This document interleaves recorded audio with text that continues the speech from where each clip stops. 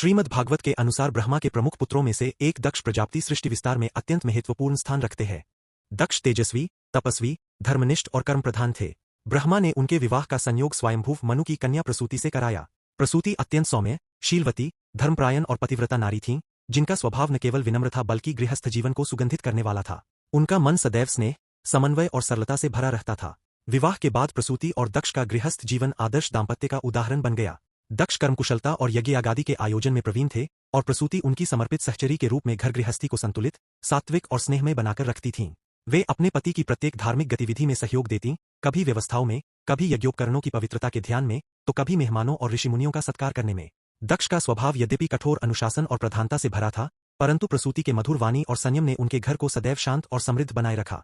प्रसूति ने दक्ष की 24 कन्याओं को जन्म दिया, जिनमें अदिति, दिति, दनु, काश्य, क्रोष्टा, भूति, श्रद्धा, महिमा आदि शामिल थीं। इन कन्याओं के माध्यम से देव, दानव, गंधर्व, नाग, यक्ष और अनेक प्रजातियां उत्पन्न हुईं, जिससे प्रसूति को सृष्टि विस्तार का मुख्य आधार माना गया। प्रसूति अपनी पुत्रियों को सदैव धर्म, सदाचार और स्नेह का उपदेश देती थीं। उनके व्यक्तित्व में एक ममतापूर्ण मातृत्व और एक धर्मनिष्ठ पत्नी का संतुलन था। दक्ष भी अपने तेजस्वी स्वभाव के बीच प्रसूति के गुणों का सम्मान करते थे। यद्यपि बाद में दक्षस्थी शिव प्रसंग में दक्ष का अहंकार विवाद का कारण बना, परंतु प्रसूति सदैव शांति, धैर्य और धर्म की ओर अग्रसर रहीं। वे कठोर परिस्थितियों में भी परिवार को संयमित रखने का प्रयास करती रहीं। इस प्रकार प्रसूति और दक्ष का दाम्पत्य, धर्म, कर्तव्य, परिवार और सृष्टि विस्तार की महत्वपूर्ण धुरी बनकर भागवत कथा में गृहस्थ आदर्श का सुंदर चित्र प्रस्तुत करता है।